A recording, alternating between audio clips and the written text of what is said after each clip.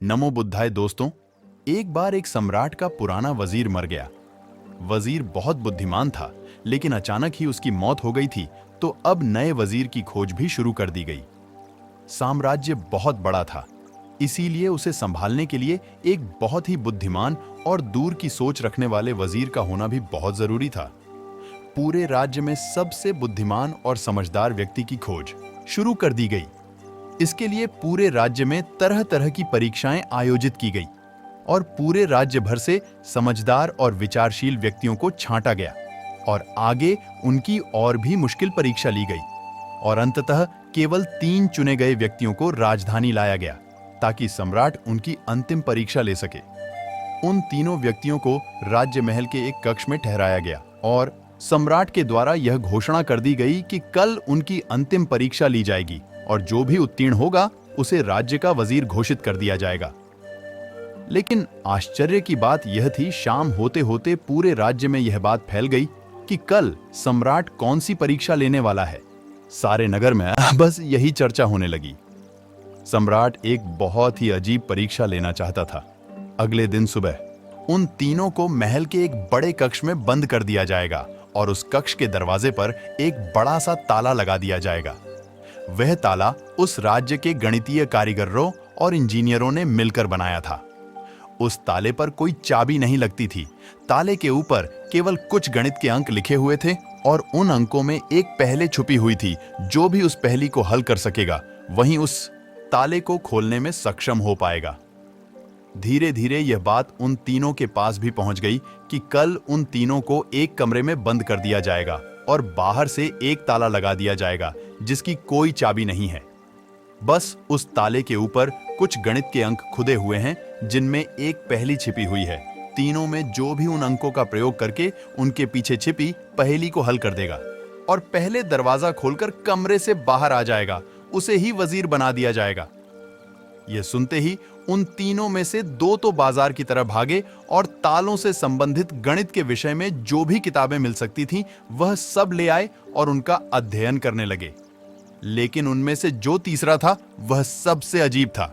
वह ना तो कहीं गया और ना ही कोई किताब लाया और अंधेरा होते ही ओढ़कर सो गया। बाकी दोनों ने सोचा शायद डर के मारे परीक्षा में न बैठने का निर्णय ले लिया है या शायद इसे भरोसा नहीं है। जो खबर उड़ी है वह सही है, लेकिन फिर भी उन्होंने एक भी मौका छोड़ना ठीक नहीं समझा, क्योंकि यह पूरी जिंदगी में सिर्फ एक बार मिलने वाला मौका था। वह रात भर किताबें पढ़ते रहे। तालों के विज्ञान से संबंधित जो भी साहित्य उन्हें मिला वह सब उन्होंने पढ़ा। सुबह होने पर वह तीसरा व्यक्ति सोकर उठा और तीनों को सम्राट के समक्ष प्रस्तुत किया गया।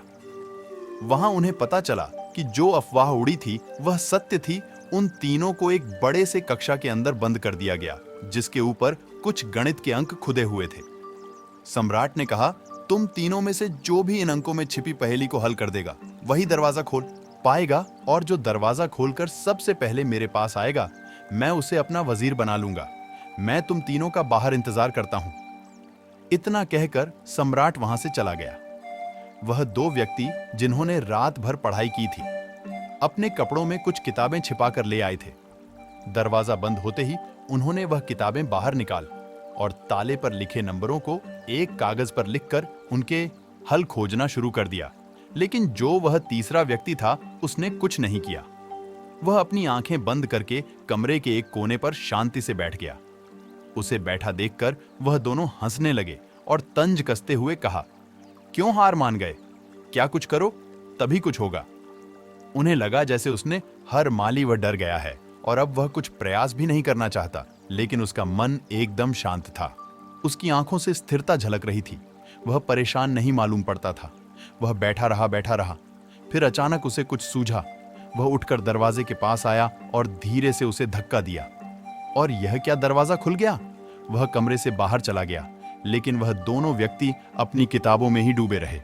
उन्हें पता भी नहीं चला कि वह तीसरा व्यक्ति कमरे से बाहर जा चुका है। उन्हें तो पता ही तब चला जब सम्राट उस तीसरे व्यक्ति को लेकर अंदर आए और बोले, बंद करो अपनी ये किताबें, जिसे बाहर निकलना था वह तो कब का निकल चुका।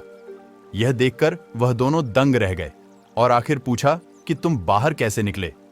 सम्राट ने कहा, ताला तो लगाया ही नहीं गया था क्योंकि बंद ताले को खोला जा सकता है, लेकिन जो ताला लगाया ही नहीं गया हो उसे कैसे खोलोगे? यह आदमी तुम तीनों में सबसे ज्यादा समझदार है, क्योंकि इसने समझदारी का पहला परिचय दिया। इसने तालों पर लिखा अंकों को हल करने से पहले यह जानने का प्रयास किया आखिर ताला लगा भी है या नहीं। वही आदमी असल में सबसे ज्यादा समझदार है जो किसी भी समस्या को हल करने से पहले यह देख ले कि जिसे वह हल करने जा रहा है वह असल में समस्या है भी या नहीं। तो यह आदमी हमारे राज्य का सबसे समझदार व्यक्ति है। हम इसे अपना वजीर नियुक्त करते हैं। तो दोस्तों, इस कहानी से सीखने वाली बात यही है कि जब भी हमें लगे कि हमारे सामने जब भी कोई बड़ी समस्या है तो जल्दबाजी में घबराकर उसे समस्या का समाधान खोजने की बजाय हमें ठंडे दिमाग से यह सोचना चाहिए कि जिसे मैं समस्या सोच रहा हूं वह असल में समस्या है भी या नहीं, या असल समस्या कुछ और ही है जो अभी मुझे दिखाई नहीं दे रही। आपको यह कहानी पसंद आई होगी। आपके जीवन की परेशानियों में यह कहानी आपके काम आएगी।